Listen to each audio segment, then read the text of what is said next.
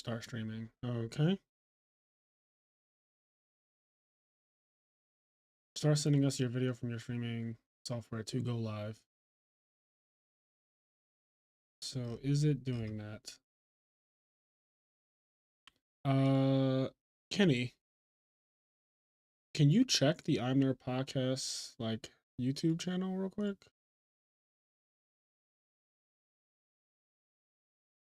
I want to know if this is actually going through or doing anything at all, really. Am I really? Oh shit. Okay, so let me post this on Facebook. Wow, so we're live?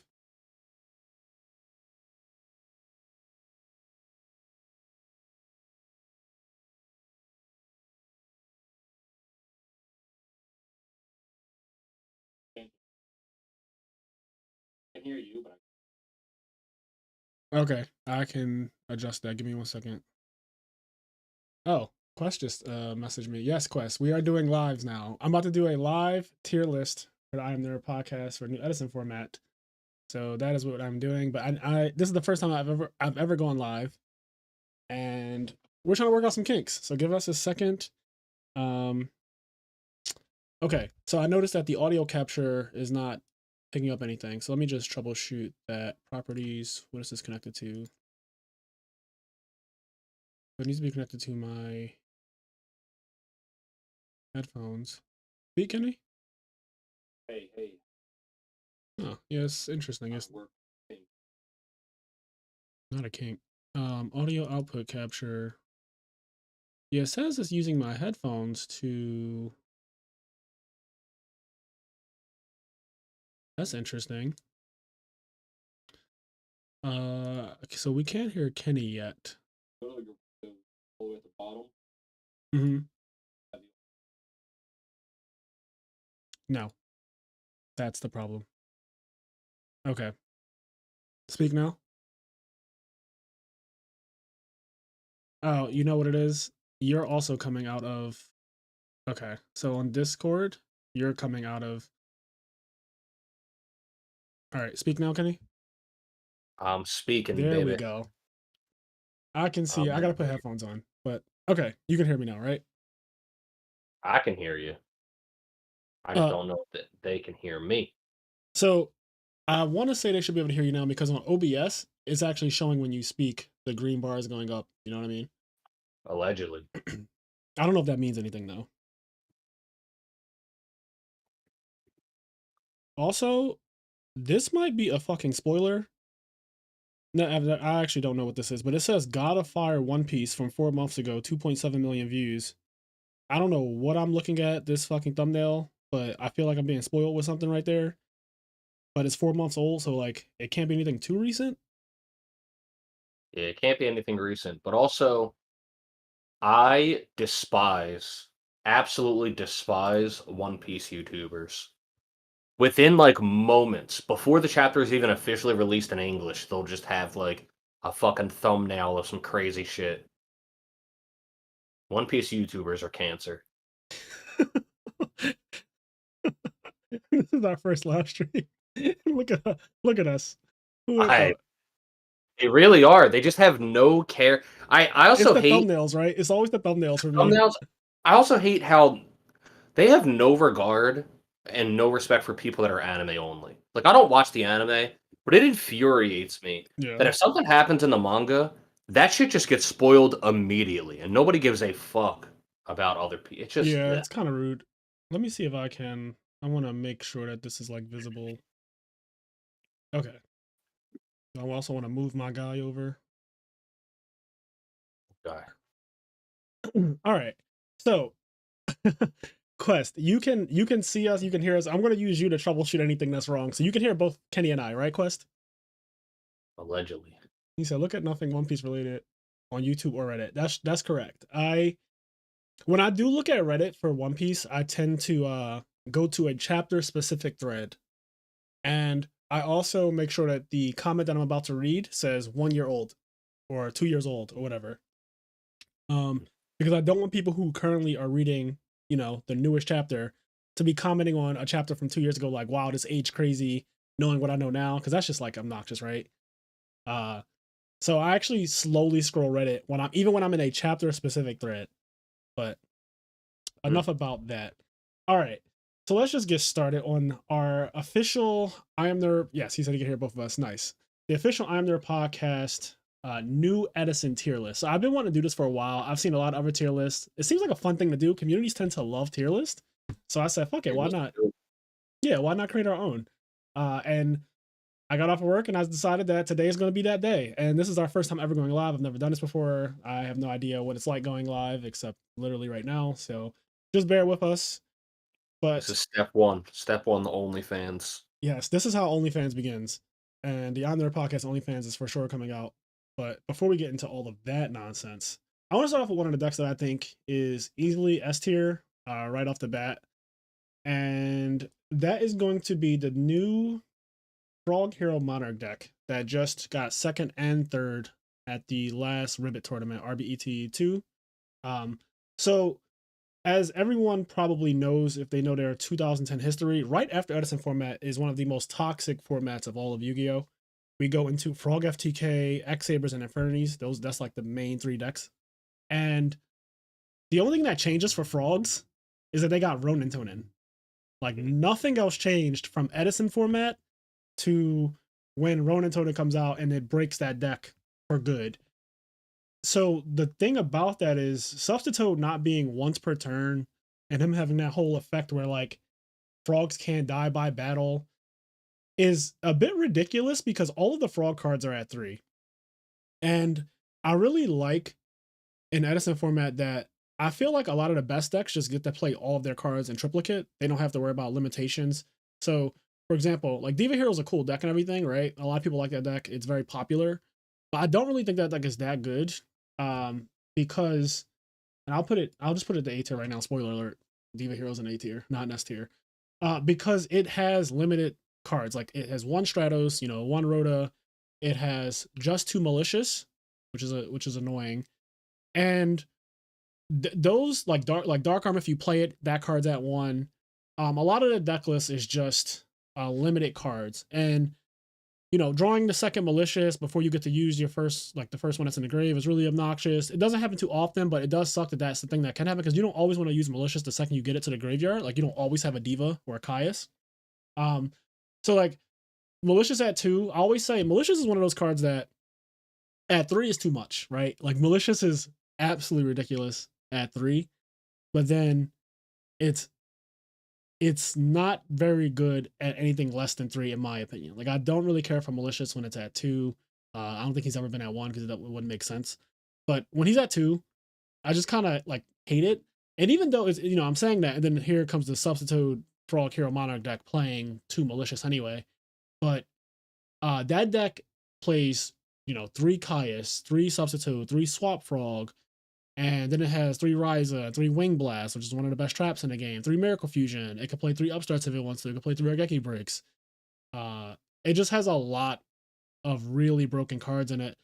And it sets up some situations that I guess make it a control deck in a way. Like the do block in itself stalls the game out until you draw a nice setup where you can start to spam Monarchs and then bounce them back to your hand with Swap Frog. Or you can wait until you start dropping Miracle Fusions, and you can do cool things like we saw on stream at the Ribbit tournament, where you go summon Absolute Zero, normal summon Substitute Priority, tribute Absolute Zero, and then it like Raigekis your opponent's field. And that interaction is really insane to me. Like just being able to do that, then go into a dupe block after clearing their board is really, really good. It has a lot of good interactions. It randomly, normally I would say frog decks lose to Glad Beast, right? Like when I think about all the frog decks, mainly Frog Monarchs, that's the deck that most people were playing at the beginning of Edison. It's like if you go back to 2010 and you look at the decks that were actually played back then 12 years ago, you'll see a lot of Frog Monarchs, and that deck sucks. It's just not good. Like standard Frog Monarch, where it's just frogs and monarchs and nothing else. That deck is a 1 per turn trick. It can do 1 thing per turn. It's going to be tribute for a monarch or tribute for Lion Darkness Dragon. If that play gets stopped, it just doesn't do much. What's up, Tyree? Talking about sup scrubs. This guy, here he comes. Yeah. Came right in to troll us. The But young Tyree. yeah, young Tyree. So this is before your time, Tari. So pay attention to the masters over here. But I don't know. I'm not a big fan. Like I said, I'm not a big fan of limited cards. I think Diva Hero deck, it either OTKs you, like Diva Hero either OTKs you, right? Or it does nothing. It has those turns where it just doesn't do anything. You're like setting Snowman Eater, or you're wing blasting your opponent, but if you don't draw Miracle Fusion, or if you just draw the hero side of your deck, but not the water side of your deck, or if you just draw the water side of your deck, God forbid, and not draw the hero side, the deck just falls apart. If you don't draw multiple Kaias, the deck falls apart. It won't really win if it doesn't draw all of its engines. It has to draw literally all of it. Like, you can't just draw heroes and win. You're not going to be any deck just drawing Stratos and like Evil Hero, Infernal Prodigy. That's just not enough. A smooth 3-3. Wow. Tari. So I went X2 and I think I got 34 for 35th place. I always forget. I tell the story over and over again, but this would have been my first top if I had actually topped this event and not gotten screwed by tiebreakers. But I did go X and 2 at this Edison tournament, which I feel like it was 12 rounds. I don't know why. I just feel like it was 12 rounds. I know it was over 2,000 people. It was either 12 or 11, but I feel like it was 12. And if it was, go ahead. This is really random. Do you remember what Matt was in Edison? Tragodia. Oh, I went to Edison. Did you really? Yeah, I went with Cam. I went with Cam. So me and you knew each other at the time. Yeah. We definitely did know each other. Yeah. During Edison. But we just knew each other because I met you January 2010. I remember that. Yeah, because I remember I got the Tragodia mat, and I remember going. Yeah, I did go. Yeah, I still have my Tragodia mat. I actually used it the first week I came back to Edison format. I used my Tragodia mat. Then I safely put that shit right back up when I got my Spellground. I had to pay $1,000 for my Spellground, by the way. Those things are getting so outrageously expensive. The secondary market for Yugioh is just wild. Like, I have a tan Spellground, the OG one, like the real deal OG. It's super mint condition. Got it from a good friend of mine. But it was a stack. And if I paid a stack for it, I want to. If I ever sell it. You know what I mean? Like, that's just how I carry it when it comes to these things. These collectibles have gotten out of control over the course of the panorama. And I'm not mad at it. Like, I'm not mad at people being able to make a lot of money off of cards that they've been holding for years. Like, they're finally getting some reward from it. Same thing with all the collectibles. And Spellgrounds are one of them. You got to pay top dollar for a real Spellground now. What I mean by real Spellground is like the ones that came out in the 90s. But anyway, off of that tangent. So yeah, Diva Hero, I'm not a big fan of. It has some cute things. Like, you can do the Colossal Fighter Armory Arm thing. It doesn't come up that often, but when it does, it's just an auto win. I just think that the substitute version of the deck, Frog Hero Monarch, it just does everything that the Diva Hero deck wants to do, but better. So Kenny kept saying during the RBET tournament that the absolute zeros that come out in the Frog Hero Monarch deck are huge. They're like they're always at least 3,500 minimum. Like, bare minimum, absolute zero comes out. He's 35k, like 3,500 off the bat every time. He always comes out with like a dupe lock, right? So substitute and dupe frog or just double dupe frog. But whenever he's summoned, he just has more than 2,500 attack. And a lot of times in Diva Hero, you just see him with 2,500 attack, or you see him, every once in a while he have 3,000 because you'll go like summon Diva, get Spine Gilman, and then you'll synchro with the Diva, make an A-star, and then you'll Miracle Fusion, and then make an absolute zero, and he'll be 3,000 that way. But in the real Frog deck, he can just get. We've seen him at 4,500. We fully saw absolute zero, and it wasn't one time. It happens so much more often than the Diva Hero deck, and what's scary about that is that Monarchs in general, they try to grind out your resources. You're spending resources on the Monarch summons, or your resources are getting Caius that rise it away, right? Or Wing Blasted away. So a lot of times Absolute Zero can hit the board and you won't have traps.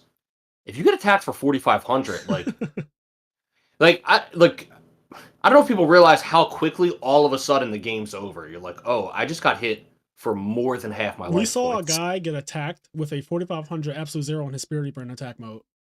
Yeah, it's just like... And it really makes you start to wonder, like, was it worth it to try to get that card out your opponent's hand? Because he fully took 4,200 damage from having that Spirit Reaper in attack mode. He damn near died for it. So, stuff like that. Zero becoming that big is problematic as hell. Not to mention that, as I've been testing this deck out and testing out other Absolute Zeros, because the deck I started playing this format with was Diva Hero when I came back to it this year. And I do like the feeling of having Absolute Zero on the field. Like, I'm not a big fan of the Water Monsters and the Diva Hero deck. I don't like playing Diva and Spine Gilman, if I'm being honest.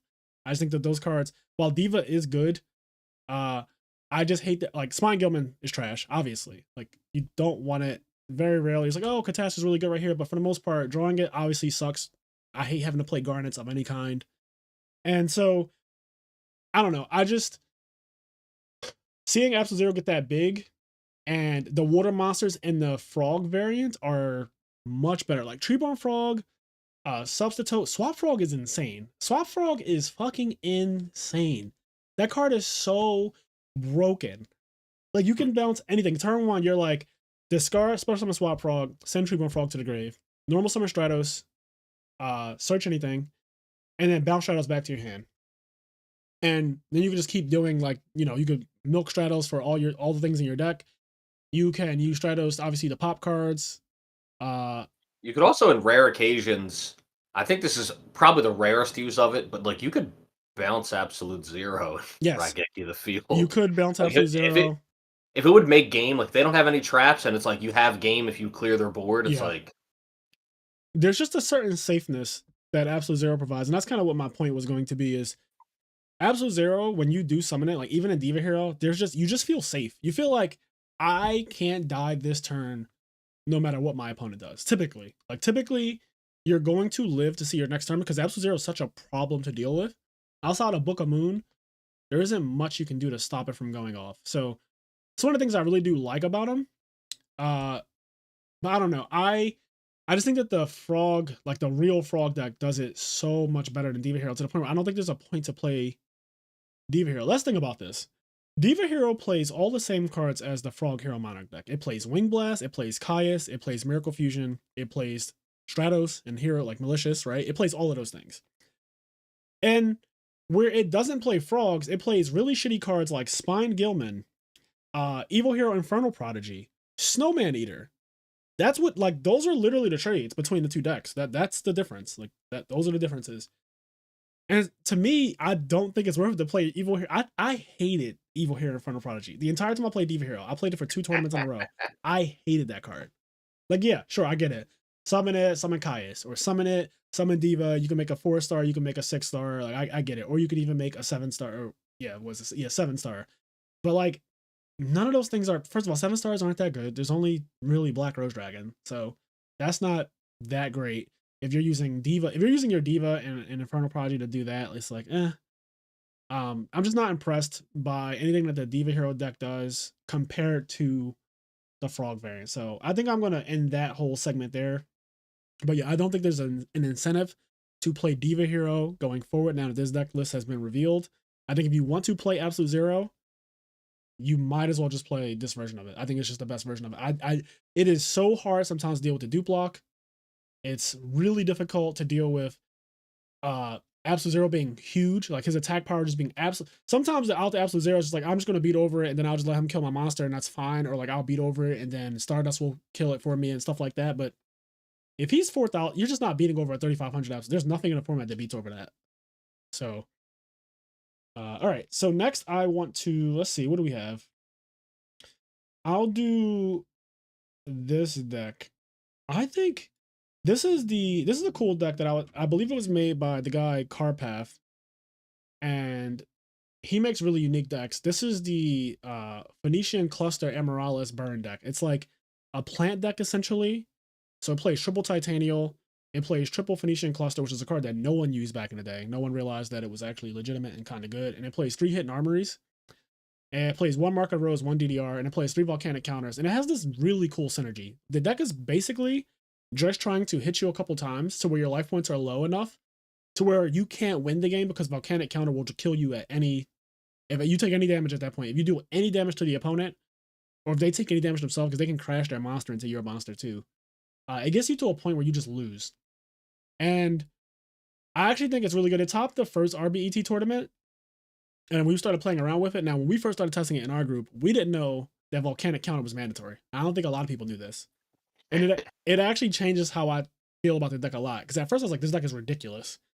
But once you realize that volcanic counter has to trigger, whenever damage is taken, no matter what, and it has to banish itself, even if you don't have another fire monster in the graveyard, so it won't deal any damage. So basically, if someone just goes summon Treeborn Frog attack, and they deal 100, Volcanic counter will activate, and whether he does 100 or not, he's going to banish himself. So that makes the deck a little bit better to play around. Like, you can play around it basically at that point. But when we first were testing it, we didn't know that part, that it was mandatory. So we were doing it like, I'm not using it until I'm ready. So somebody put out a Colossal Fighter, and you're just like, all right, well, I'll summon Diva and ram into Colossal Fighter, and you're dead. But I still think the deck is actually really good. Even when we tested it after knowing all of that, there's something about like turn 1 Titanial, bringing her back constantly with DDR, discarding Phoenician Cluster, and that monster's just annoying. And when you think about it, it being 2200, and then when it attacks, it kills itself and it deals 800 every time it dies, is basically hitting you for 3000, right? Like, if it cracks you at any point in the game, you take 3000 from Phoenician Cluster. So one of that thing hitting you is just straight up 3k damage. And yeah, I've lost many games to it in our testing, both before the nerf and after the nerf. And so I think it's actually a pretty decent deck. So I'll put it in A tier. I wonder, how do I feel about it compared to, so there's another planet deck. Obviously there's the Dandy Warrior deck that actually won. You know, this is the deck that won Edison back in the day, before everyone had all the 2022 hindsight knowledge that we have now. And one just recently top did pretty well at the tournament. Yeah, one did top. This tournament was over 200 players, and this deck got, I believe, 5th, something like that. So it did pretty well. And his list was very close to Jeff Jones. It just changed a few things. Like, he's playing triple hamster, I think. And so, and I don't think he plays Light and Darkness Dragon, if I'm not mistaken. Like, I'm pretty sure Light and Darkness Dragon is just not in the deck, which makes sense to me because Light and Darkness Dragon is not actually good in Edison format. I'm just gonna pull up the deck list now and see. So yeah, he's playing Trip Hamster, and honestly, the rest of the list is pretty much Jeff's. I think that he changed Light and Darkness for Battle Fader because it still plays Triple Pot of Avarice, which is a really good card. And I think that to me, Pot of Avarice is this deck. When I think about Quickdraw, I think the only win condition, at least when I'm playing against it, I know that their win condition is to resolve Pot of Avarice, you know, more than once usually. That's pretty much how I feel like I lose to it. I don't really lose to the actual Drill Warrior. Like, he doesn't typically get the job done. He tends to get stopped by something, or, you know, that's what people use their resources on against him. He gets Wing Blast, he gets Herald of Orange Lighted, he gets Bottomless when he first comes out. All right, because I think you can Bottomless him. I don't think it's a cost to reduce his attack to half. I don't think that's a thing. But yeah, I don't remember. I know Drill Warrior is weird. He's one of those cards that if he gets interrupted, he tries to resolve as much as possible and stuff. Yeah. I don't remember the exact interactions, though. Yeah, I'm going to check to see real quick. Let's see. There's a ruling page on edisonformat.com. This website is just amazing. Individual card rulings. Let me look up. What's his name? Is it just Drill? It's just Drill Warrior, right? Let's look up Drill Warrior. Drill Warrior. Okay, so once returned during the main phase, you can have this card's attack, and it puts permanently. If you do, it can attack directly. So it says the #1 ignition effect does not target this card. It is not a cost. Okay, so you can bottomless it. All right, so I haven't been like G'ing anybody out of a priority to get under bottomless. But yeah, he gets hit by every trap in the game. And, you know, if you get him out turn 1, that's when he's the most broken. If you go first and you open raw, quick draw, dandy, then the deck changes tiers. It becomes an S tier deck real quick. Like, if it does that, it is an S tier deck. But a lot of times what you realize with this deck, and the reason why I have it in A tier, not S tier, is because Quick Draw is actually a terrible card. Like, that card is so fucking awful, but it's really good with Dandelion. So if you don't draw with Dandelion, it's really bad. And if you draw with Dandelion, it's just okay. Going into back row, it's not good. Even with Dandelion, it's just simply not good. If you're going into like two or more back row, it's just good luck. And then you pretty much can never attack with it either, because that just increases the volatility of what's going to happen to it, whether it dies or not. So I'm not a big fan of the Quick Draw deck in New Edison. It's not well represented either. Not many people play it. I don't like that it just sets monsters so often. I think maybe it's because, you know, I stopped playing Yu-Gi-Oh! Around 2016, beginning of 2017, when I think the deck at the time was Zoo. So I pretty much stopped after Zoo. And there was no setting monsters. If you set a monster in those formats, you just died. I mean, you might as well not have set at all. I saved myself my dignity. I won't set a monster. Like I'd rather just lose the game and scoop and go to the next game. But in Edison format, you can set monsters and get away with it. I just don't like how often some of the decks set. They just set every turn. And The quick draw deck, it basically just wants to set monsters until it gets to do its thing. So yeah, it just like tries to wait, set monsters, and wait. And then once it does its thing, it tries to like play. But yeah, it there's just some other grinds you decks out that of can just cards. start playing right away. Yes, And like think about how quick it is for somebody to just go like special swap, normal summon, substitute, and they just dupe block you turn one, and then next turn treatment frog comes back, and then that becomes a unifrog, yep, and it's like all right, and then it might become a monarch. You might get it immediately. Like there's none of this. Well, I gotta wait. Like there's none of that waiting, and the quick draw deck just has to do a lot of waiting. If it gets to the late game, obviously it's one of the best decks in the late game because of triple pot avarice. That card's insane, but the early game, it kind of struggles, and that's why this guy played triple hamster. So I get it, but this is the reason why I side cross out. A lot of people side cross out. This deck makes me want to side 3 cross outs, but it's not that popular, so whatever. I'll put it in A tier though. I think it is good enough to like you can definitely win a tournament with the quick draw deck, but it really depends on your matchups. It depends on your matchups. it depends on what's hot too. Like if that deck gets popular again, more people are going to start siding knock. Yes, But if that deck's not popular, like if the most popular deck is Gladiator Beast, right? Nobody's going to have Nobleman or Crossout. If the most right, popular deck is Heroes, nobody's going to have Nobleman or Crossout. right. I agree with that. Another deck that I think is A tier. I want to put. I'm debating. I'm debating with Vayu Turbo because here's how I feel about this deck for real. It's either S tier or it's A tier. But here's my problem. When this deck draws Dark Arm, it is S tier and nothing is close. It's the best deck in the format when it draws Dark Arm. It is fucking insane what this deck does when it draws Dark Arm, and it tends to draw it often. I don't know what that's about, but it just does. And it has the most scary Dark Arm in the format. Uh, it just changes the tier level when it draws Dark Arm. And maybe it's just anecdotal because I've gotten Dark Arm by it so many times, and I've also done it to people when I play it. So I feel like at face value, like not considering drawing Dark Arm often, the deck is just an A tier deck. It's good for sure. It can destroy people pretty often. I love that it can play Kai's. I love that it has synergy. I love that because it plays Raiko, it has natural outs to things like Shadow Imprisoning Mirror. I love that it can play Royal Oppression. I think that's probably the strongest thing about it is that it can play Double Oppression, which is one of the most powerful trap cards in the game.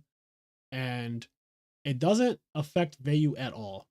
So that is really strong because it's a deck that special summons a lot itself. Like it special summons quite often, but it's just not affected by the anti-special summon card, which is nuts. It also has a pretty good matchup against decks that play Skill Drain because again, the monsters that you summon off of Vayu don't have effects anyway. So, and oftentimes Vayu decks stay inside Skill Drain. Like they don't care. Like once they pitch for Gruffer and send something to the graveyard, a Skill Drain getting flipped after that is fine. Like once they get their Vayu set up, they're like, all right, like it's not the worst. Uh, so I really like the Vayu deck. I think I'm gonna put it in A tier because I don't. If I'm gonna be honest, if I'm gonna say that Substitute, I think is really like the best. One of the best decks. Like the frog decks that play Substitute, I think is like one of the easily the best deck. I don't think that what the Vayu deck does is on par with that deck. Not to mention, I think that the frog deck is a really, really bad matchup for Vayu. Like I don't think the Vayu players want to go up against somebody who's doing dupe blocks because it's hard. It's kind of hard to out it with that deck. And you don't have a lot of cards to get over it. And Miracle Fusion likewise is also just problematic. But that's pretty much for everyone. So that's not like a knock against Vayu, but it's just like a problem. I guess also the fact that it plays triple Caius. Any deck playing triple Caius, Vayu probably doesn't want to play against. It's just annoying. So I'll put that in A Bias is tier. definitely frustrating. And then, obviously the rises can be annoying. Yes, Ryza can definitely be very, very annoying. I What am going. about Oh, hold go on, ahead. before let's see some of the rants. Let's get some of the rants or the B tiers out of the way. All right. Well, straight up with rants. I'm gonna put so rants doesn't necessarily mean that it's below B tier. It's just that that's just how it has to look. Rants are decks that are kind of wacky, and they can like honestly, I could do this right. Like this volcanic counter deck is kind of like a rant, but I promise you, when you play against it, you get pressured by it so hard. You start to realize it has a real competitive advantage over a lot of the format. which is why I kind of included it in A. But I could easily put the Volcanic counter Phoenician Cluster Amorales deck down here in Rants. Ancient Gear, needless to say, so I love Card Paths decks. Both of these are actually Card Paths decks, from my understanding. I don't know anybody who's worked on them, so sorry about that if somebody else needs to get credit for it. But he's the guy who I know who actually plays these decks. And I think the guy has a great mind, the way he thinks about deck building. I like his decks a lot. So I watched his on E3 Yu-Gi-Oh! Keegan's channel. He had an episode with Card Path that was like an hour long, and I watched it yesterday, and I really enjoyed it. But he was playing this deck. His opponent opened up Dust Shoot, and I think like Oppression or Skill Drain or something like that. And they ended up decking the guy out after opening terrible, by the way. Like they opened up so bad and they ended up decking him out because the deck just like has all these cool things they can do. Like a Black Garden, and so the guy played Future Fusion turn 1, right? So he's gonna get absolute 0 on 2 turns. And so Keegan and Carpath play Black Garden and use Lone Fire Blossom to fill the guy's field up with tokens so that he could not summon absolute 0. And his field got full and he just locked out the game. He couldn't play for the whole game. So I thought that was really fucking cool. That it just has that option. Like I can just, some decks can't deal with their field being filled up like that. What else? It also OTKs you. It plays Kuraz, which I think is a really cool card. It plays Mausoleum of the Emperor, which is a really old card. You can pay 1,000 to tribute summon a monster without tributing, or you can pay 2,000 to tribute summon a 2 tribute monster without tributing. So it's really good with this. Like it has really good synergy. And obviously Gear Town and field spells. The Kuraz thing turns Call of the Haunted into Reckless Greed with no downside. It's wild. Yes, it makes Call of the Haunted one of the best cards in the game. End phase call, target Kuraz, pop both, draw 2, draw for turn. Like you just drew 3 cards. What the fuck just happened? It plays Dandelion and the Breed Dragon. So it can grind you out, but it tends to OTK you more often than not. Like it tends to just hit you really hard and overwhelm you because it plays Machina Fortress. It has natural synergy with Ancient Gear Gajillatron Dragon, since that's like a big monster that's, if it's in your hand, it's not really much to do with it besides discard it for Ancient Gear, for Machina Fortress. But it also comes out off of Gear Town, and Gear Town summons from hand, deck, or graveyard, I believe. So Gear Town's crazy. So you can like discard Gajillatron Dragon to summon Fortress from the grave, then put a Gear Town on the field, then put a field spell set a field spell over it so it goes to the grave without missing timing. And they can summon that same Ancient Gear from the graveyard, so you get value out of it that way. So the deck has a lot of like cool synergy. It plays Titanial and Lone Fire Blossom, so it has that really cool first turn. You know, Titanial first turn is really scary. And yeah, it's kind of like, I have it in Rants because I don't know how to properly place it, and I'm gonna be honest, I haven't fully tested that deck yet. And I don't think it's something that I'm really too interested in testing, because I feel like it's kind of like a beatdown deck. With a chance to OTK, it kind of reminds me of Vayu Turbo in a way, with the way it's trying to rush you down. But I think that just the way Vayu Turbo has a really bad matchup against the frog decks, I think that this deck also does not have a good matchup against frogs.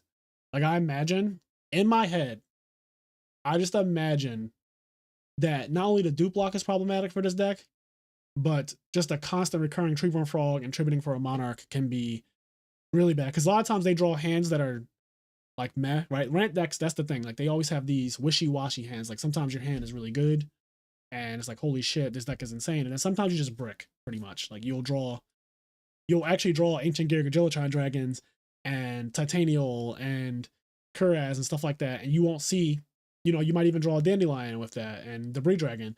But like that hand's not really good. You need to see your field spells. You need to see terraforming. You need to see your combo pieces. And if you don't, it just sucks. So I don't know. It's not, I don't say it's a bad deck by any means. And like I said, it's not necessarily below B tier, but I don't know how to properly place it, so I'm just going to put it in Rants. And also within the tiers, these are not in any particular order. Like Diva Hero, I don't think is necessarily better than Quickdraw, necessarily better than Vayu or whatever. Like I don't know how it really tier this. I think if I had to do it, it would be something like this. Probably this. Just because I think this deck sets too much for me. I'm just not, personally, not a fan. Not a fan of how often it sets the quick draw deck. But then Diva Hero is an OTK deck in disguise. It kind of goes, you know, turn 1 Stratos, ideally, search Militia, set Wing Blast.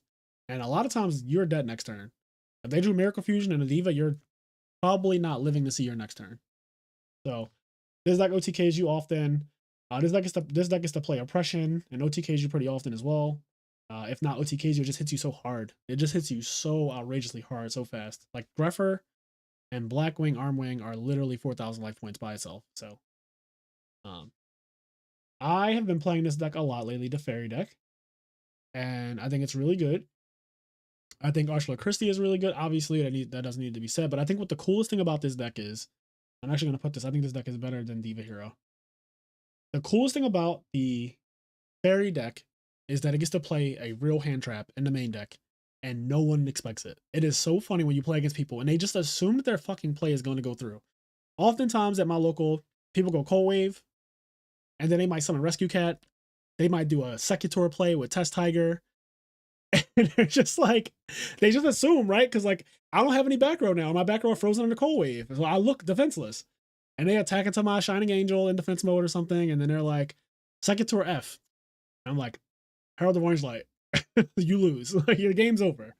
Like, you're Cold Waved. You Cold Wave yourself. Like, you're fucking dead. So that, I think that is one of the greatest things about it, is that I even had a guy go Beckoning Light for JD, Honest, and Lumina. And he's like, summon JD, pay 1,000. And I'm like, kill it. Herald of Orange Light. Like, just straight up kill it. And he's like, oh shit. Like, all right, well, what's your next play? Like, you got Lumina and Honest. What do you want to do with that? Do you want to use Lumina to bring back somebody? Or do you want to just summon Lumina and end with Honest in your hand? Like, how do you want to play it out? Because you're not in a good spot now.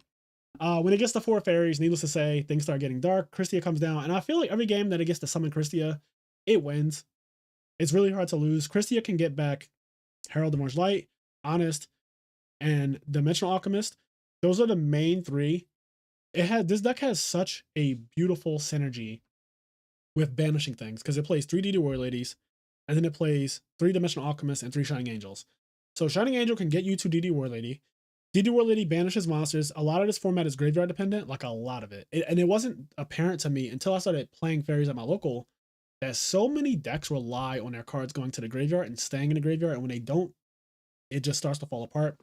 So constantly looping DD War Lady with Dimensional Alchemist and stuff like that, and just using your banish pile as a resource, which no other deck really does.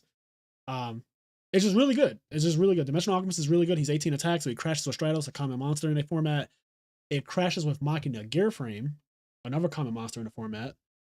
And it's hard to kill fairies, I would say, because when you want to go for a game, you have to look at how many cards they have in their hand, and if they have enough cards where you feel like you can get Herald of Orange Lighted, which is technically just 2 cards, right?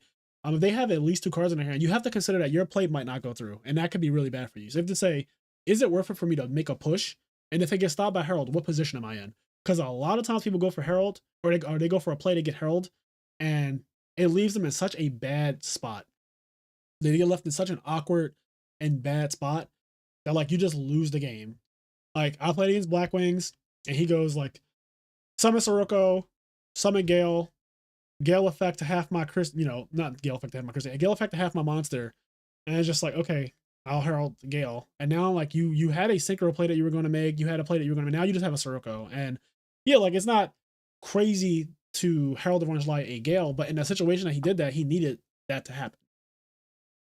And so he didn't expect, like, oh shit, a monster just got killed out of nowhere. You didn't have a back row, so I was hoping you didn't have that. You know, this was kind of one of those things. It's really good. Also, against all the hero beat decks, it's kind of a meme. But if you get it, you do it every time. If you get Herald of Orange Light against Stratos, because that's the only monster in that deck that has an effect, you just do it.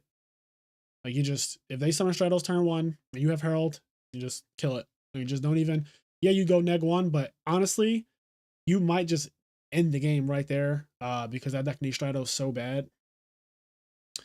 Is it better to run Vayu Turbo or just Blackwings?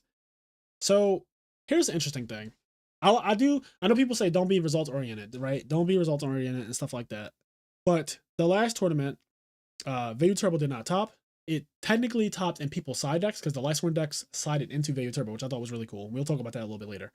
But I think because the RBET1 tournament was won by Vayu Turbo. It won the tournament, but then it didn't top at all for the second tournament. And to answer people's question that might be wondering, it was well represented in the second tournament. So it's not like people just didn't play it the second time, and that's why it didn't top. People did play it. It actually was one of the most played decks in the second tournament that had 200 people, but it did not top at all. I think, and Blackwings did. So, that's super, like, results oriented. Blackwings did top, but with the Blackwing guy who topped, what he did was he merged Blackwings with Vayu Turbo. He's blurring the line between those 2 decks, because those used to be 2 distinct decks. When somebody said they were playing Blackwings, in my head, I always think Icarus Attack and Kalute. Because those are like the things that separate it like for real. And obviously Black Whirlwind, but that card's at 2, whereas Icarus Attack and Kalute are at 3. So you're going to see those two cards every single game. You're going to see Icarus Attack and you're going to see Kalute every game you play against Blackwings. This is how it is. Whereas Vayu Turbo has a very different vibe to it. It has a different feel to it. It sets Raikou for God's sakes, right? Like it sets Raikou. It plays Caius. That's not a thing you see in Blackwings either. So it plays very differently. But this guy merged the two decks. He took out Bora the Spear from Blackwings and instead played triple Vayu and double Dark Grepher. So he's basically playing a Vayu Turbo Blackwing deck because he plays Black Whirlwind. He plays like Trip Sirocco, Gale, like the whole nine. Like he plays all the cards that are in a regular Blackwing deck. I'm actually going to go to the deck list right now so I can recite it accurately. He just doesn't play the worst Blackwing. He just doesn't play Bora, which is terrible. And I think that's smart. He replaced Bora essentially with 2 Greffers and maxed out on Vayu. So he's still getting the full value of playing Vayu Turbo. And he plays double Oppression. So this is very Vayu Turbo, but then he still has the blowouts where he goes turn 1 Black Whirlwind summon Shura. And then that either gets, Gale, it can get Kalute, or it can get Blizzard. It can even get Vayu. If you have Greffer in your hand, you can search Vayu. Which is actually, honestly, that's pretty insane too. And so when you say, is it better to run Vayu Turbo or just Blackwings? I haven't tested this new hybrid version that's both, but I'd imagine in my head that this is probably the best Blackwing / Vayu Turbo deck there is, just because it's doing both things. And I think that it plays a lot of blowout cards. Like Black Whirlwind is such a blowout card. I don't like Icarus Attack on its own, but when you're searching out Blizzard, and when you naturally just have these kind of floating cards from Black Whirlwind, because Black Whirlwind makes all your cards float, it just, I don't know. I think this version is just better than, I'll say this. I think regular Blackwings that don't play triple Vayu is just not a good deck. So let's start there. I don't think Blackwings by itself, like pure Blackwing, I don't think that's a deck. And this, I would not classify this deck that top that's pure Blackwing because he's playing Dark Greffer, he's playing triple Vayu, and that's just not pure Blackwing. I want to say, I think something that's really good about the Vayu Turbo deck in general is that we've seen how flexible it is.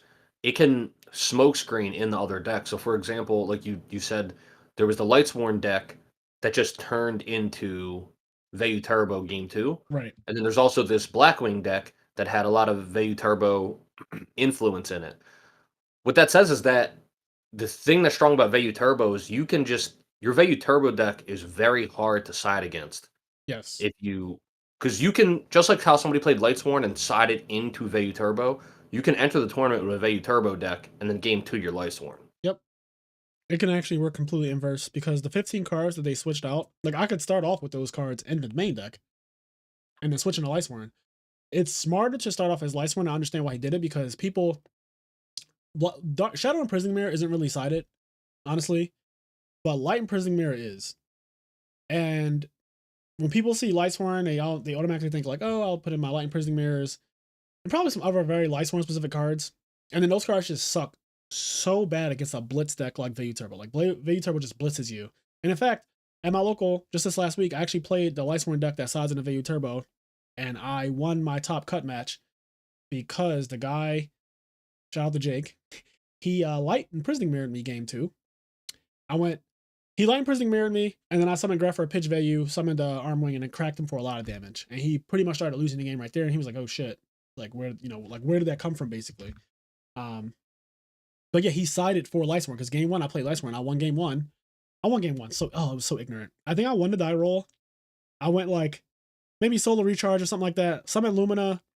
Let's say summon Garaf or Lila. I forget who it was. And then I like kind of passed. And he went to make a play. I think he might have attacked into one of my monsters and I honest him. And then I drew for turn and played Cold Wave. And then I just summoned Chaos Sorcerer from my hand, used Lumen Effect to summon another guy, and then attacked him for a whole lot and just passed. So he's under Cold Wave. And I have a Necroguard in the middle now. And so it's like, you can't attack any of my monsters because of Gardna. And on top of that, there's a Chaos Sorcerer to banish anything that you put face up. And if you put something face down, Aaron's in the grave or Aaron might have already been on the field.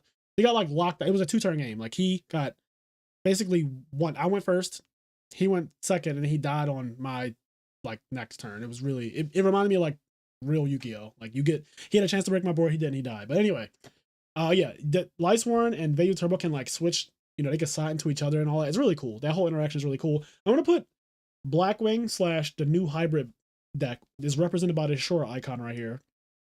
That's A tier. I think this deck has a lot of promise. The only thing I don't like about Blackwing decks in general is that they're fucking boring. Like Blackwings, I can never say that Blackwings are a bad deck, but it's so boring. It's one of the most boring decks in Yu-Gi-Oh! It's just not a fun deck to play. Like, I get why people do like playing Quickdraw Dandy Warrior. I get why people like playing Lightsworn. I get why people like playing Frogs.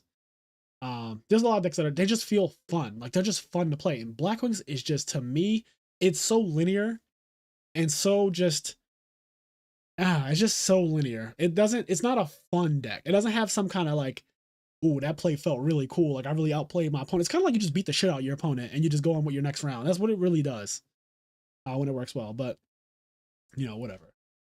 I'll give another S tier deck.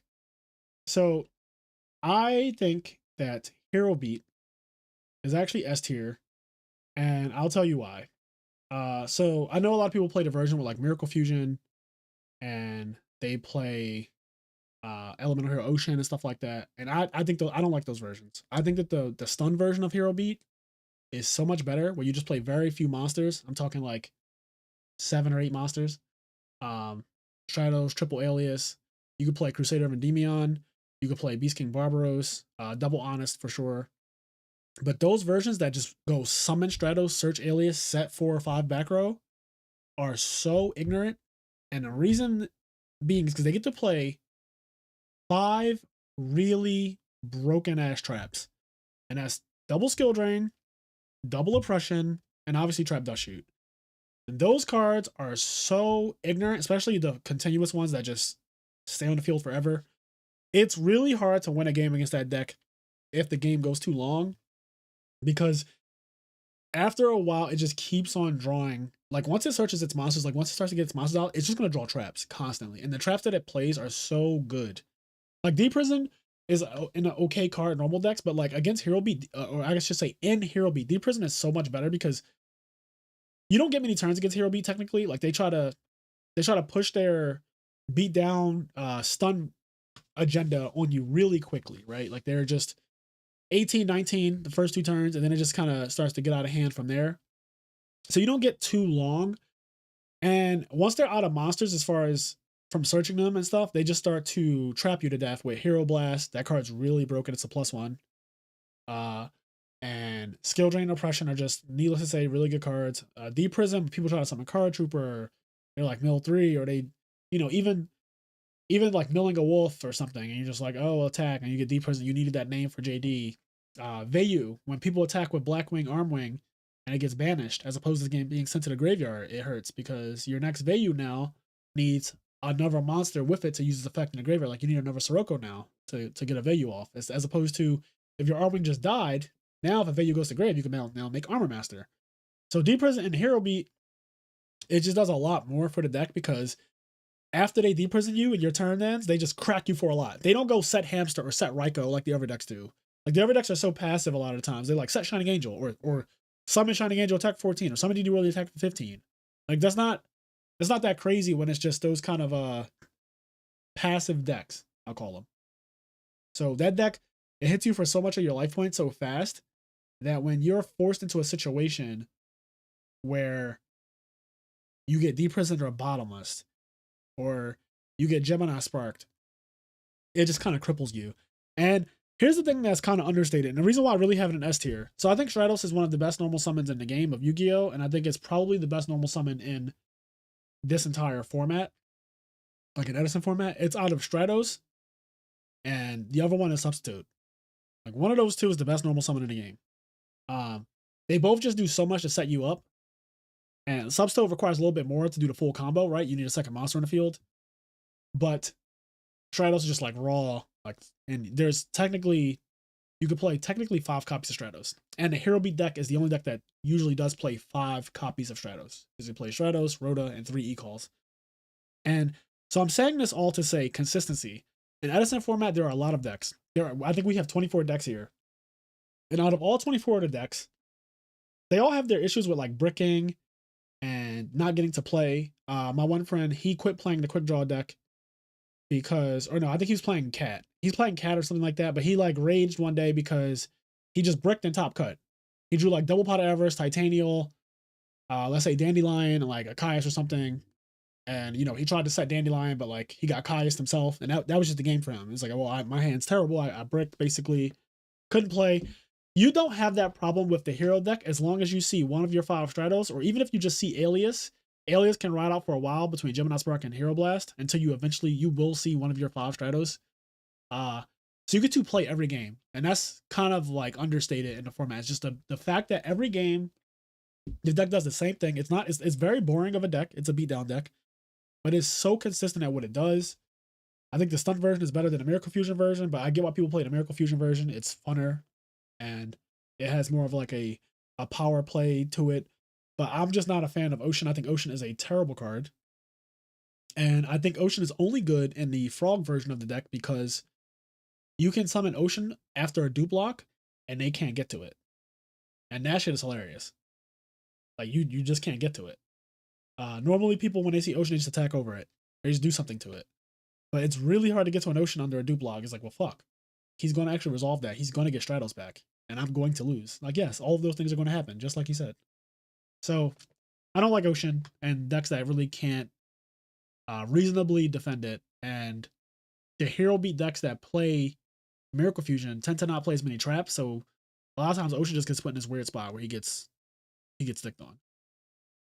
Arrested, you have another question. So you said, do you like playing Edison format where it is solved or just throwback deck list from Edison? Edison format is not solved, so there's that. So I guess that's my, like, right now in Edison format, there isn't necessarily a one deck beats all. Like like we can't say that the format's name should now be X deck. So for example, when a deck is really the best, the format is named after it. So let's say Glabby's format. It was the best deck, 07. Teledad format, 2008. It was the absolute best deck. The format was called Teledad. Lightsworn format, 2009. It won pretty much every tournament in 2009 when you had 3 charge, 3 soul recharge. It was called Lightsworn format. Like Synchro Cat format. That was the actual format. It was called Synchro Cat. Necros format. You get the point. Zoo format, etc. So when a format is named after a deck, that means the format it's solved. Like it's done. You know, it's kind of funny that Go format is called Go format, and Goats is not the best deck in that format though. But like those formats they tend to be like there's not really anything better that you could play. I think the only debatable one really might be Necrolls and BA, because BA probably was actually just better than Necrolls, but that's a different discussion for a completely different day. But yeah, I don't think that Edison format is solved yet. I just think that there's so many decks that you can play and they all can kind of beat each other. I'm not sure if any one deck has so much of an advantage over the rest of the field that you can say, this is the best deck, format solved, playing anything else is probably a mistake. I don't know if we're there yet. But I think that the format is evolving, and the second tournament showed that everything from the first tournament did not really work well. Like Fairies didn't top, Vayu Turbo didn't top, Diva Hero didn't top. Like that's crazy. I'm not mistaken. Yeah, none of those decks topped if I have it correct. So like, and again, those decks were played in the second tournament. Like it's not like they were not played. They were represented. They were actually the most represented, and they just did not do well. And it's because people made adjustments, and they didn't make like crazy hateful adjustments either. It's not like people were main decking anti Vayu cards and anti Diva Hero cards all willy nilly. Like there wasn't a bunch of main deck DD Crows or anything like that. Like, you know, that's what I was kind of fearful that maybe people might do that, but that's just not what happened. The only deck that main deck DD Crow and the main deck one of it was the Lightsworn deck. And 2 people top with the same Lightsworn deck that sided in the Vayu Turbo. So again, I don't think the format is solved. This is a good question. Do you think it's even solvable? There's so little draw and tutor power that consistency is hard. And that is the question that I'm starting to wonder as I've played the format now for, I want to say 2 months. I think it's been 2 months since I've been playing, maybe even more. I'm not sure. Time tends to pass really fast when I'm playing Yu-Gi-Oh! And having fun. But do I think that the format is solvable? I don't know, because obviously as someone who prides himself on being a good player, I want to solve it. And I have been trying, and I've been playing all different decks, and they all just feel like they're missing something. Like there may not be a card pool good enough to solve the format per se, to make it where everyone should be playing this one deck. I can't even get everyone on board to play Upstart Goblin, for God's sakes. Like that, it's hard enough to I can't even convince everyone that they should be playing 3 Upstart. So like, let alone to solve the format. It's really difficult. If this format is solvable, it's going to be a genius who solves it. And it's really hard. It's gonna be Carpath that solves it. It might be Carpath. Yeah, Carpath might be the hero we needed, not the hero we deserved. But all right, let's move on with the tier list a little bit. So let's get some of these decks out of here. So Frog Monarchs, I'm gonna put in B tier. This is representative of Frog Monarchs, and the deck is not very good. I just think that it's inferior in every possible way to this deck. The deck that plays Frog Hero Monarchs, plays Miracle Fusion, has extenders. So when you go tribute for a Monarch and they go Solemn Judgment, or they, trap Dusty you and take your only Monarch, and then you be like, oh, well, I still have plays. I think that this version of the deck, Frog Hero Monarch, is just so much better than just regular Frog Monarch. I don't think there's any merit to playing regular Frog Monarch. So I'm putting it in B tier. I think the deck is not very good. Also, this deck cannot be Glad Beast for the life of it. Glad Beast, I'm putting A. And I think Glad Beast is slept on. Glad Beast is a deck that can always cream every deck in the format if it's built correctly. And it's a deck that can change itself for any changes in the format. So in 2010, Edison format, Glad Beast always has the privilege of looking at what other people are doing and at the meta at the current time and adjusting to that. And if people are setting monsters a lot, then they can get away with murder, because Glad Beasts are really scared of face-up monsters like Alias and Stardust and Stratos and just big mon, like Volcanic Rocket, stuff like that. Thunder King, Doom Caliber Knight. But people are setting so often, it gives Glad Beast turns to set up, get a Chariot set up. It just makes the deck a lot better. And it doesn't want to play against decks like Vayu Turbo that just go really, really fast and just aggro you out from the gate, and then mains deck suppression. But if people stop playing those decks, if they slow down on those decks, then Glad Beast can like have a chance in the format again. If people play too many traps, Glad Beast can play Trap Stun, and then Prisma Test Tiger becomes a blowout. If people just stop playing traps in general, Glad Beast also get really good, because then Secutor becomes really good. So it's always one of those decks that's like, it can just change based on the way the format is currently going. And I think there's just a lot of strength in that. And also, I think it's one of those decks that every time I play against Glad Beast, I'm scared. I think everyone who plays Yu-Gi-Oh has that feeling. Like, you're just kind of nervous, because when they go set 3 back row summon Laquari, it could just be game. I don't feel that way about any other deck when it goes summon set 3. But when Glad Beasts do it, you go in your head, you're thinking, oh god, there's Chariot, there's Solemn Judgment, there's, Deep Prison, there's Bottomless, there's Book of Moon, there's Starlight Road. There's so much that can go wrong. And it's very intimidating, and you have to know how to play against Glad Beasts. It's one of those things you just have to know how to play. Leon, I'm glad you called that out. So there is. You don't want a little sweet spot. It's a little sweet spot. That's all. Now, I don't know why this particular ad showed up on this website, but Kenny said that it was because Google knows your search history, and it does, and they cater your ads based on what you like. So I don't know why they think I like Sweet Spot, but that's the ad that you like.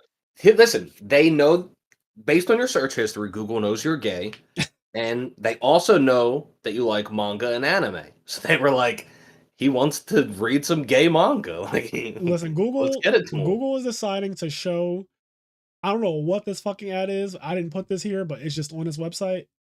And I don't know how to get it to go away. So I'm just doing my tier list with it there.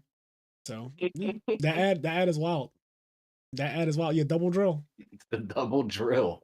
Okay. I am going to put Cat in B tier. I don't think there's any merit to really playing this deck. Your best card is at 1. The deck is named after a 1 of, which is ridiculous. So I'm going to just put it in B tier. I think it's cute, but there are just better decks to play. Every time you play against Rescue Cat, you get catted 4 times. I do, but lately I've been beating the shit out of that deck. The last 4 times I played Cat, I've not lost to it. Now, when I first started playing Edison format and I was playing with Diva Hero, I was getting creamed by Rescue Cat a lot. But as soon as I started to get my own Edison cards, when I spent my $3K on just buying all the decks, I have not been losing to Cat. it's starting to finally show itself as like, I won't say fraudulent, but there are problems with it. It doesn't really do much when it's not summoning cat. And the decks are just getting better and better. And I think that's just making it worse and worse. So, um, yeah. Rescue Cat, the card is ridiculous though. Don't get me wrong.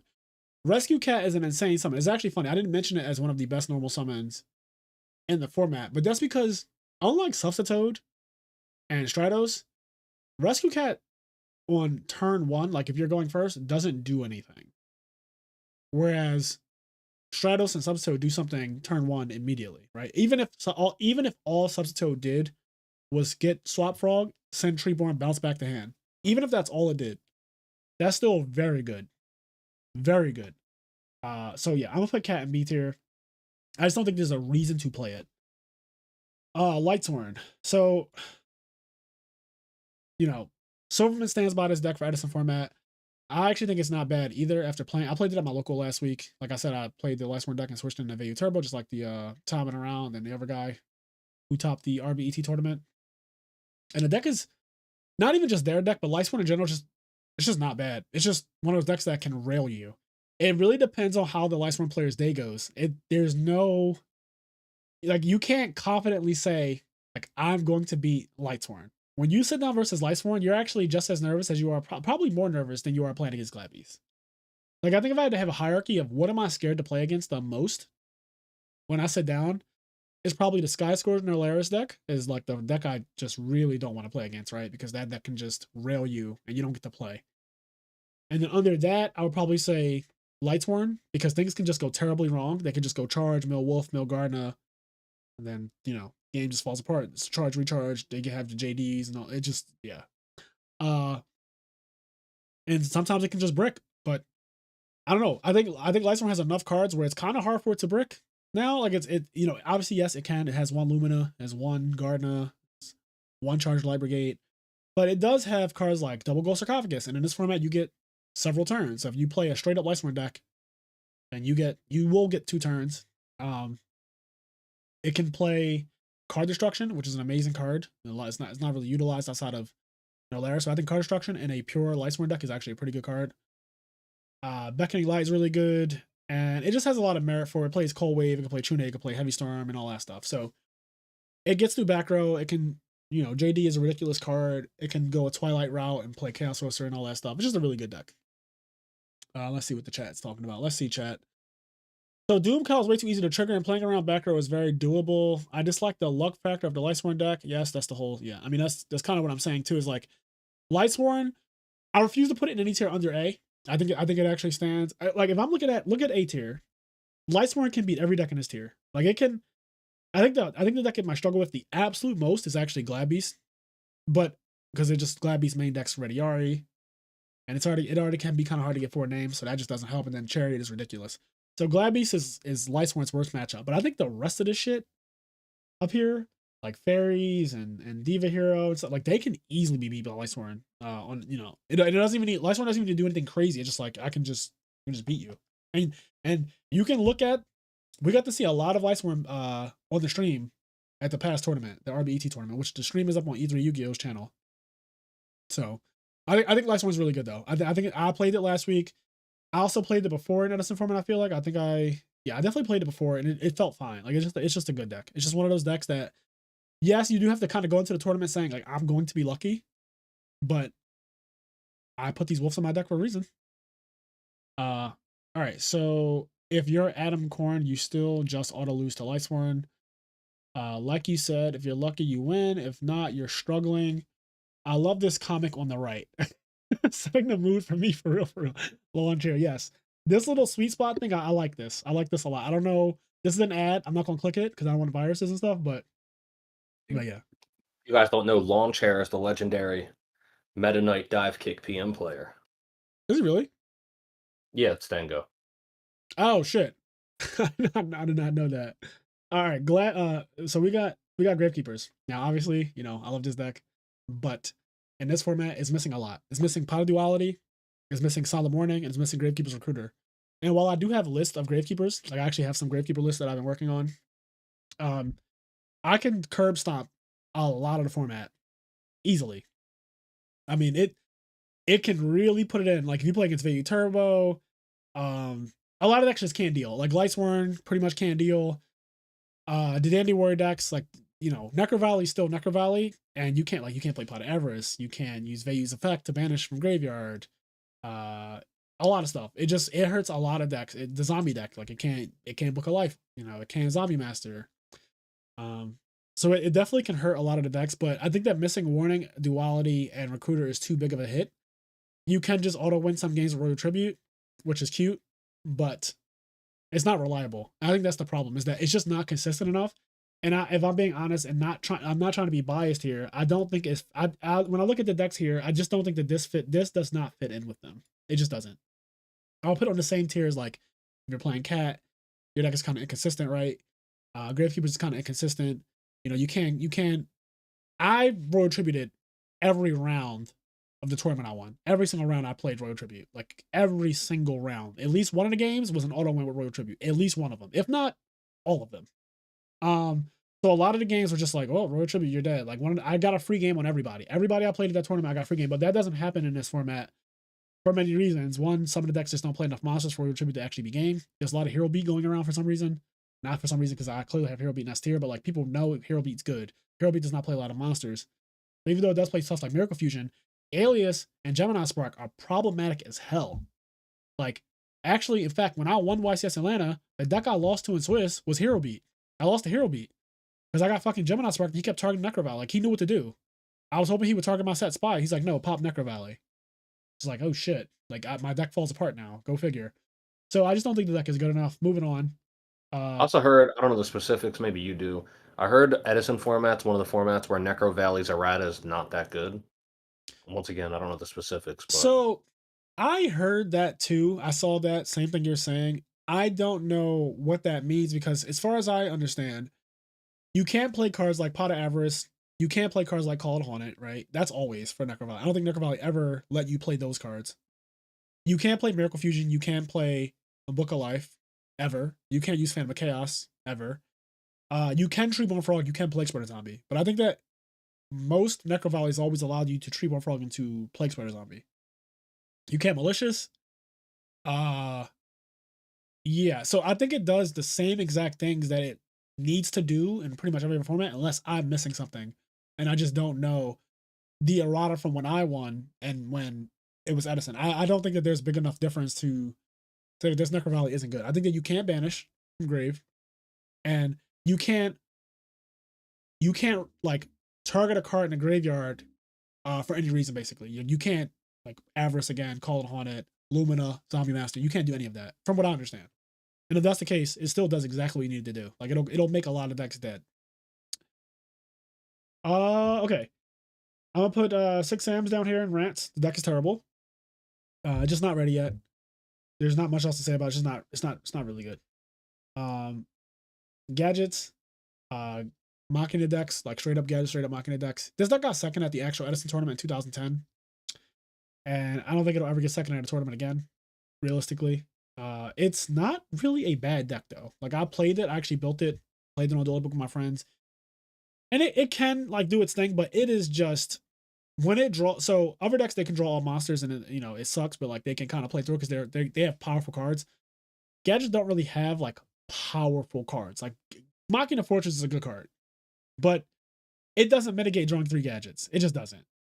And it's very reliant on its traps to get over big monsters. Whereas Hero Beat is placed in a way where it is the big monster. Like Alias is often the biggest monster on the field when Hero Beat is in a game.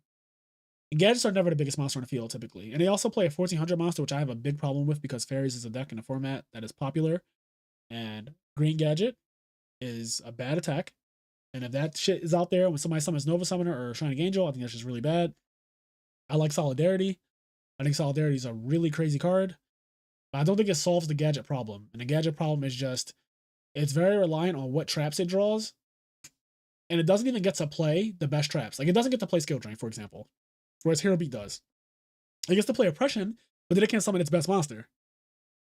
So it's like, that's awkward. You flipped Oppression, but now you can't summon Fortress. So your deck kind of sucks. So it also just straight up kind of loses to Hamster. Like, it they said a hamster. It's like, what do you fucking do? Like, what do you do? Like, how do you get over this hamster? It's I don't know. It's not. It's a B They tier deck. just they summon their gear. They summon whatever the fuck his name is, Fortress. Yeah. They just got to get around to him. Yeah. Okay. All right. So I'm gonna read more chat. Um, Go ahead. you retract. I have to actually jump out. All right. There's some things I got to tend to downstairs. All right. Do your thing. But yeah, I'll jump back in if you're still live. But we'll see what happens. I talk a lot, so I probably will still be live and just hang out with the chat. All right. Bye, So chat. Sticky Fingers. Yes, we are live now. That's a thing. I've just learned how to go live, so I'm out here. Hypothetically speaking, wouldn't Glad Beast with Necker Valley be crazy? Normal green search future fusion easy GG. So hypothetically speaking, wouldn't Glad Beast with Necker Valley be crazy? Maybe. It's not a deck that I've ever thought about. Not something I've ever thought about really, but I guess Glad Beasts do shut off. They shut off a lot of things naturally with just Chariot, and then Necker Valley shuts off a lot more things. I'm just wondering if it solves Glad Beast's problem though. Glad Beast's problem is big monsters. It's always going to be big monsters. That's kind of how the deck loses. It also loses to getting heavy stormed. I don't know if Necker Valley solves that. I think Glad Beasts do a good enough job locking the opponent down on its own that it should just focus on getting Heraclinos Chariot set up. Like when I play Glad Beasts, I'm always looking for an opportunity to just Heraclinos Chariot you. That's pretty much my goal every time I play that deck. Everything else is just like navigating around your opponent trying to make pushes, but for the most part, I'm just trying to do one thing. Her Chariot in this game every time. That is the best feeling in Yu-Gi-Oh! To me. Nothing feels as safe as just resolving Heraclinos Chariot. It just feels so good. Also, so like in current Yu-Gi-Oh, you have all these Omni Negates and shit like that, right? You have all these monsters that people summon. Heraclinos Chariot feels very similar to some real current Yu-Gi-Oh shit. Like you're just sitting there with an Omni Negate monster that's huge, and they can't break it. So, let's see. Necro will stop your Chariot looping though. That's correct. So, my friend Tom brought up an interesting point. So if you did have Necro Valley, you couldn't get your own Chariot back, and that is bad because that is how that deck wins. If it Chariots you twice, I feel like that's just game. Typically, they Chariot you and then they immediately like crack and then switch off for request and get back Chariot, and then the game just falls apart right there. So, okay, I have dragons. So dragons can be a couple things. It can be the Dragon Turbo decks, which you don't really see represented because people don't, I guess people don't have good lists for it, but it's a thing.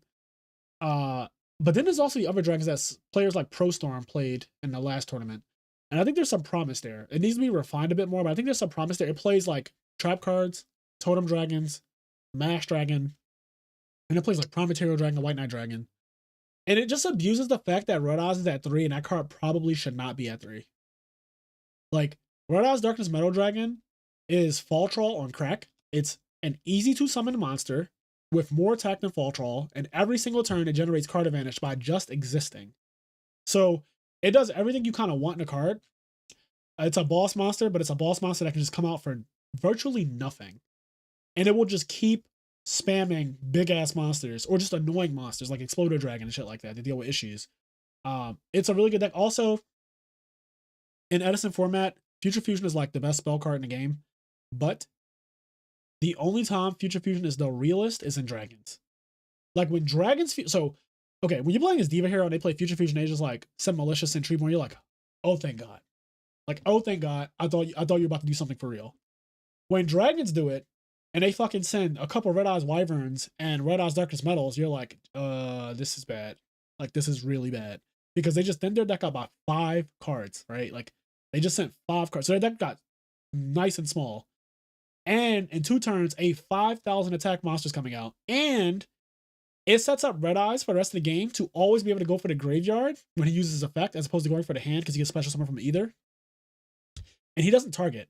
So you can't Crow Red Eyes' effect. Like you can use Crow when they say activate, but they don't target. And because they don't target, it's kind of awkward to use the Crow because they just bring something else back. So Future Fusion is crazy in this deck. It's like insane in this deck, which makes Gold Sarcophagus really good in this deck because Future Fusion is kind of just like a win condition. And yeah, it's only really good in Drag. Like I mean, obviously it's not bad in the other decks. Like Future Fusion is such a broken card, but in Dragons, it's so real. So I think that the straight up dragon deck that just plays like traps, smash dragon, stuff like that, I think that deck is actually really good. It can beat all of these decks in A tier. Like it can battle with all of them and do pretty well. It can overwhelm them easily. And yeah, it has its own problems, obviously. Like it has consistency issues and stuff like that. But every deck in A tier, I think the reason why I have them here is because they all can have like these consistency issues. And I think the least consistent versions of the decks I kind of have as the first two. So Vayu Turbo I don't think is as inconsistent as, let's say, the Dragon deck. And I think that Fairies, right, is pretty consistent at what it wants to do. It plays so many, it plays 3 Shining Angel, plays Nova Summoners.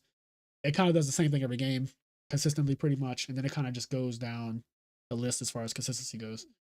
This might be a little bit higher because this represents the hybrid deck that just topped, the Vayu Turbo mixed with Blackwing deck. I haven't tested it myself, so I don't know how it actually feels. But I just looking at it and just thinking about how they both those decks play independently, Blackwings and Vayu Turbo, I think that it should be pretty good, pretty consistent too. And then yeah, all of these decks are they're like just missing that oomph, like they're just missing something. Okay, Burn. I'm gonna put in rants. I think if you're playing Burn in a new Edison format, you're depriving yourself of a good time. Unless you really like being an asshole. Like if you love being that guy that shows up and tells everybody, I hope you fuckers got your decrees in the side, then like by all means, I just don't like I know Chain Strike is a card and Accumulated Fortune, all that. I'm not a Burn player. I've never really been into that. It's just not my style. So I just look down on those types of decks. Not the players, but the decks. I'm just not a fan.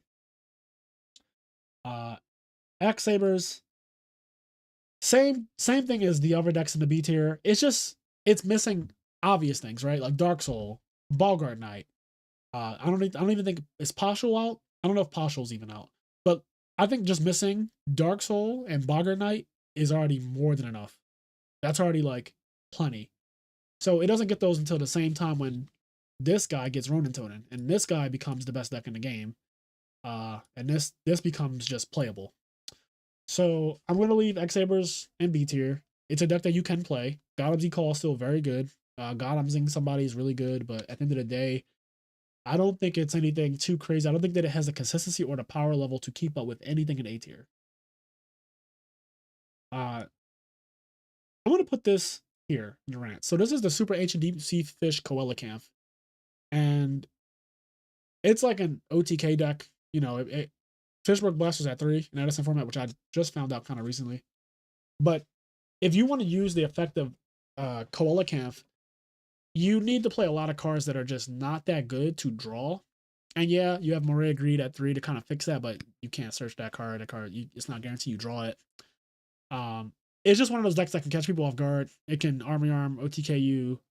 It can overwhelm you with just synchros, but it's nothing crazy. It's nothing crazy. Traps tend to hurt it really bad. So yeah. Oh, and somebody confirmed Partial is not out. Yeah. So that's another. So X Sabers are missing Partial, Boggart Knight, and Dark Soul. That's a lot. That's a lot. Gravekeepers are missing Duality, Warning, and Recruiter, and that's also a lot. So you see why they're both like in that same tier. And those in B tier, I didn't put them in any kind of order because I think they all suck. So like, that's what like they can be. You can put them however you want them. I'm gonna read some of the chat.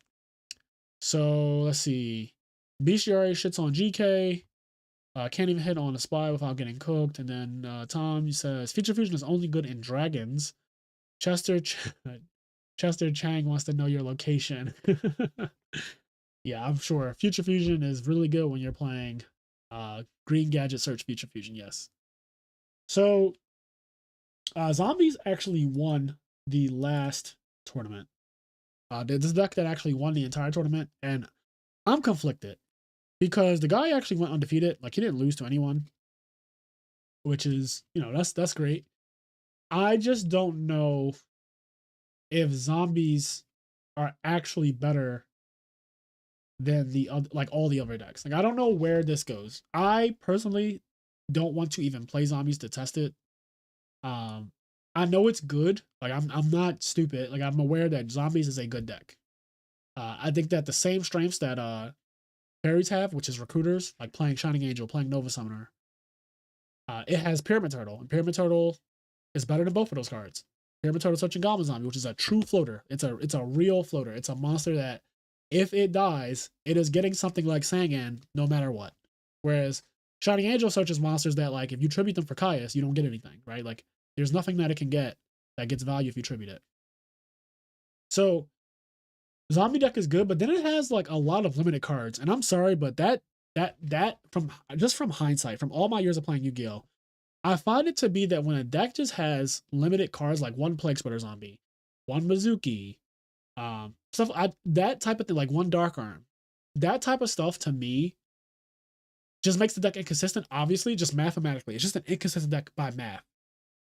And sure, it can do well. It can even win a tournament, as it has. I don't necessarily think that it's better than all the other decks. But like, that guy, he might be played better than other people because that's also something you have to consider. And I do think that, and this is not the shit on zombies, I do think that zombies actually have some really cool things. And I think our podcast episode came out today about this tournament. So this is like a lot of content for, I'm just realizing it now. But the zombie deck also has Book of Life. And I think Book of Life, being a pseudo main deck DD Crow, is really, really good. So that's the one thing about it that I really like, is that zombies gets to play Book of Life, and that card is so broken.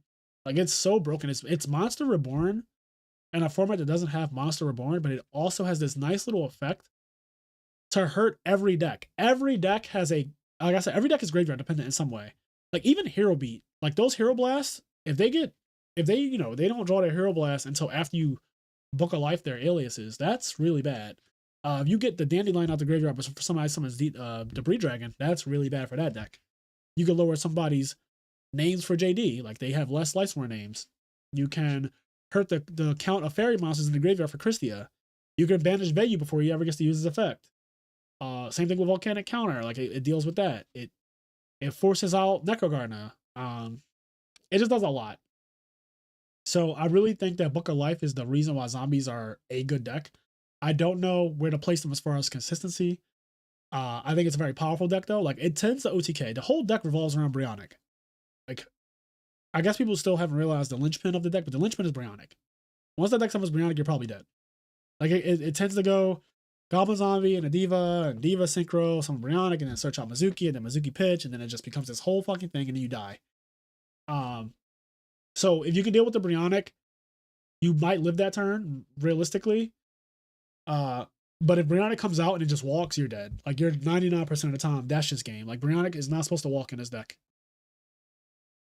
Let me read some chat. I play the fish deck, is super fun and steals games, but just can't consistently compete with the S and A tier decks. I agree. Chat's moving so fast, no one will see this. I'm straight. What? Anyway, a zombie variant has potential. I don't think the best variant has even been made, to be honest. And then Volcanics tier 1. So Volcanic, I'm gonna put it in B tier.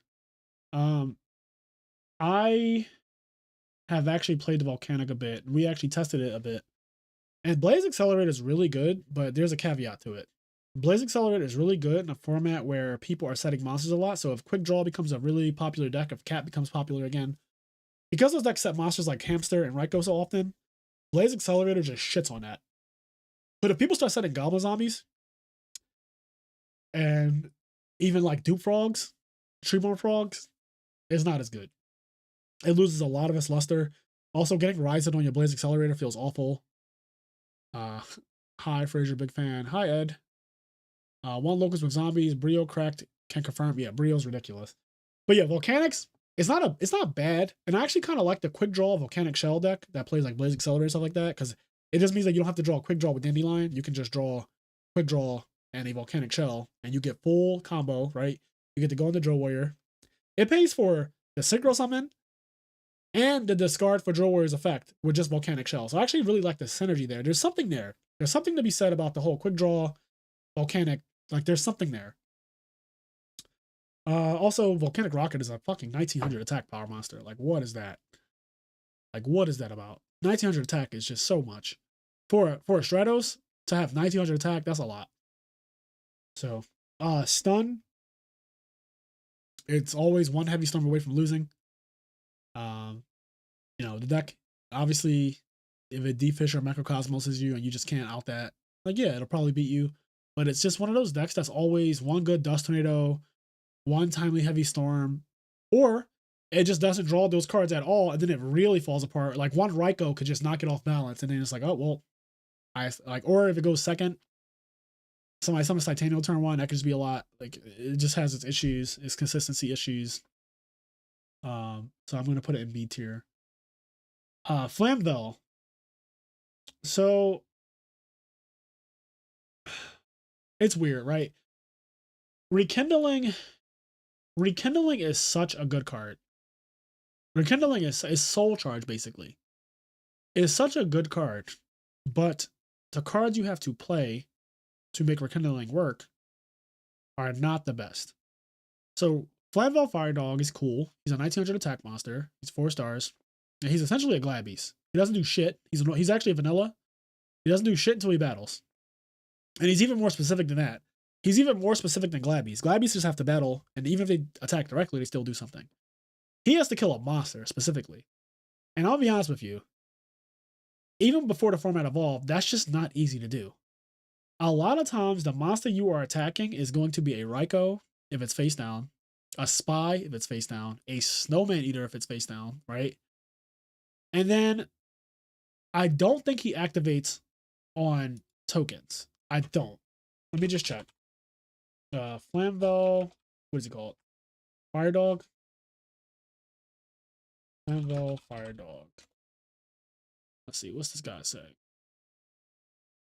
When this card destroys an opponent's monster by battle, it sends it to the graveyard. So he doesn't activate on tokens. So like Dandelion tokens, which are kind of, a thing. He doesn't activate on those. Gore's token comes all the time. Doesn't activate on those.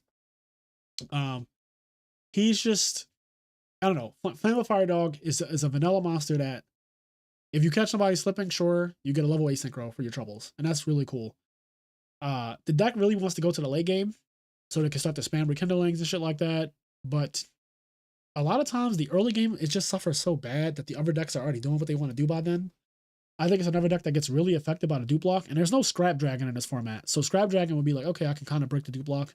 But like, what level 8 synchro are you making to get over the dupe block? It's like, well, none of them do anything to do that except Dark End Dragon. And that can't really, it doesn't often make Dark End Dragon. So, not a fan of this deck really. It's just okay. Flamvell Magician sucks if you don't have brain control or mind control. Just a 1400 tuner, like, not very good. This is a deck that sets a lot too. I think it plays like Raikou. I think it plays Hamsters and probably Spies because it just needs level 4 monsters with big butts so that it can use Magician. It kind of combo off, and it probably plays like Caius and stuff like that. But I've never been too big of a fan of this deck. I get that Rekindling is very broken, but I just don't. The cards surrounding it, I don't think are worth playing.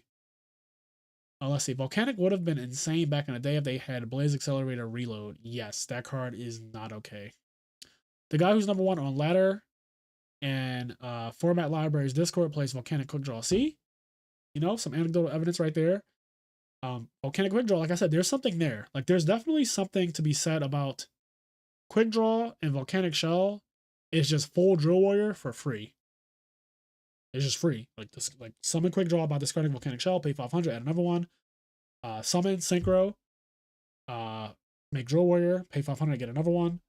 Drill Warrior effect, pitch the Volcanic Shell, banish them. So you get all of that off of just, one shell, one Quickdraw. So that's really, really good.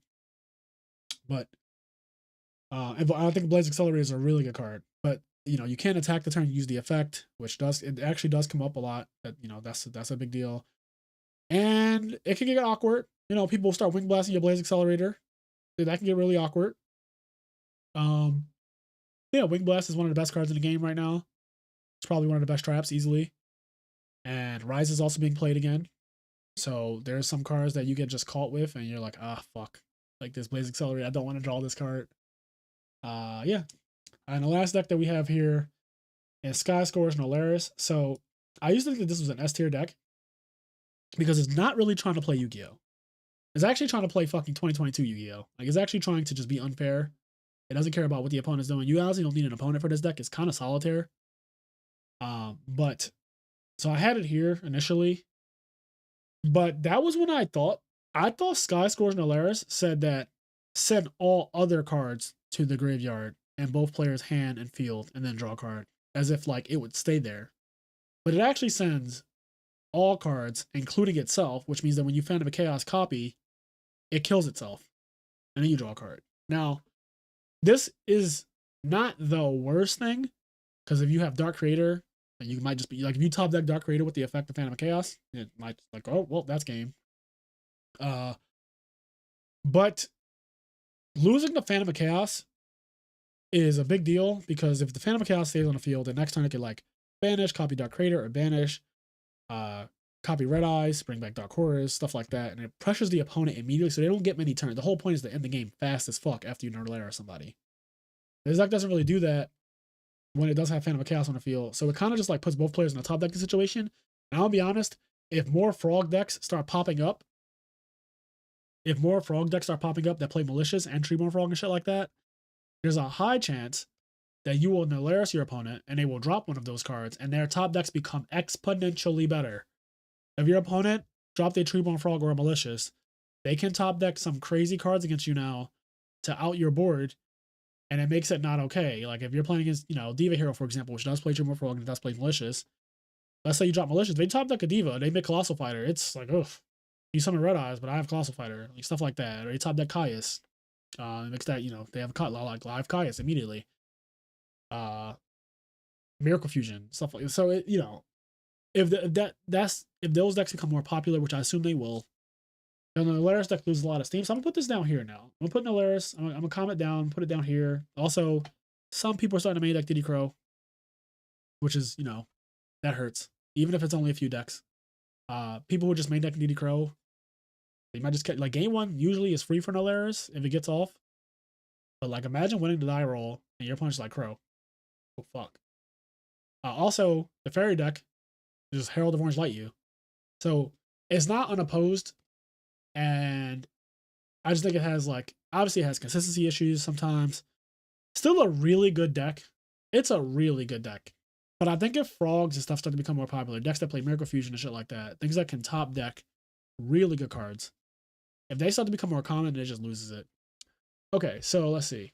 Oh damn, I can understand why you would like to play that deck if you weren't sending your Phantom of Chaos. Yes, I thought when I was testing it with my group, we were not sending Phantom of Chaos to the graveyard when we use the effect. We were like, Phantom of Chaos, copy, blow everything up, and Phantom of Chaos would just sit there. And that's just broken. Needless to say. That's not what the deck does. So now that we know that, it's obviously nerfed. I'm gonna put it down in A tier. I think the deck, it can absolutely mop any deck. Whatever the best deck is, when it eventually is found out, it can mop that deck too. Because it does something that's so not fair. Like you lose all of your cards. Like all of your cards go to the grave. It's just it immediately is like +1. Now I go +1 immediately. So it has that for it, but wait, wasn't Battery Man a deck back then? No. Battery Man is not a deck. I don't know the card pool exactly for Battery Man, but I'm just gonna say it's just not a deck. If you look at all the decks here, Battery Men would definitely go into the rant column, if anything, like the rant row. I don't see any reason why you would want to play Battery Men over all of these decks. Like I'd even say like Supervise, like Giga playing Supervise deck is probably like better than Battery Men, but it's still, that's a rant too. There's decks that I didn't include because I just feel like they're not really represented in the meta, and for good reason. It's not just like I hate on the deck and I don't think it's real. It's like, well, everyone else doesn't think it's real either, and it's actually just not. It's not real. So, yeah, I think that this is like my tier list for now. I almost want to say, like, I kind of want to do this, or like this, where Vayu Turbo and like the Blackwing variant are kind of like up here, but I just don't know. So I'm gonna leave them. I'm gonna leave them the way I had it. But I do think that these are the two S tier decks to me. I think that both of these decks, because they have 3 of all of their cards basically. Like technically, even Stratos is at 3 in these decks, in both of these decks. Because they play E-Call and shit. So they play Rhoda, E-Call, and Stratos. So they have 3 Stratos. They have 3 Swap, 3 Substitute. This one has, Oppression and Skill Drain. It just has the best trap cards in the game. So to me, these are the 2 best decks. And I think all of these decks here are very good, very playable. They can for sure like win a tournament. Hence this thing. Now maybe it looks something like this. Like maybe zombies is actually better than Vayu and Shura, which I'm not. I wouldn't be surprised. I think it's hard to kill the zombie deck. Like it makes sense though. It's hard to get like zombies, hard to kill, kind of goes together. Like I'm not surprised if the zombie deck has a good matchup against Vayu Turbo against Blackwings, like whatever. Fairy deck has too many normal summons. It's kind of the only problem with the deck. It just has too many normal summons. Shining Angel, Nova Summoner, Dimensional Alchemist, Raikou, DD Warrior Lady. Just like so many normal summons. And Diva Hero, like I said, it's just one of those inconsistent decks. Some games it does too much and it just OTKs you. And some games you just draw half of your engine and your deck fucking blows. Your deck is just garbage. You just drew heroes, you didn't see a water monster, guess what? Your deck sucks. You just see water monsters, God forbid, and you don't see heroes, your deck sucks. You just see both the heroes and the water monsters, but you don't draw Miracle Fusion, your deck sucks. So, yeah, Diva Hero just it's playable, but I'm gonna move it down a bit. I really don't like Diva Hero. Yeah, I think the quick draw deck, like it pretty much gets to do what it does. This deck is down here with Nolaris, I think. Glad Beast and Liceworn, like these decks, I kind of like these decks, whatever tier one of them is in, I always feel like the other one is in the same tier. They kind of just check each other a little bit. They kind of like watch each other. Like if Liceworn gets too out of hand, and Glad Beast becomes a much better deck. Yeah. And if Glad Beast get too out of hand, like Liceworn can start to do shit like back in the day. They used to play main deck Rule of Decree. And that's disgusting. Yeah, Dragon's pretty decent. They have the Realist Future Fusion. Also, the Nolaris deck has the Realist Future Fusion as well. It's the same as Dragon, so it kind of shares that with it. But yeah, I don't think I'm missing anything here. Like I think Kenny and I went through, make sure we pretty much capture like all of the playable decks in Edison format. And there's other shit out there that I'm sure somebody will come up with, and that's the fun thing about Edison. That's why I think the format is so good, is that there's a lot of decks to play. But yeah. All right, well, I hope you guys enjoyed this. We've been live for 1 hour and 40 minutes. So yeah, this was our first time ever going live. Now that I know how to do this shit, expect me to go live out of nowhere. I don't know. I don't have a schedule for going live, but if I just have a random feeling and I want to do a video, I might just be going live. I might just go live at any random time. So I kind of like it. Even though I got this weird ass, I still don't know what this sweet spot is about. I don't know why they suggested this to me, but go off. Anyway, guys, have a good night. IMNerd Podcast, as I always say, do the things that make you happy.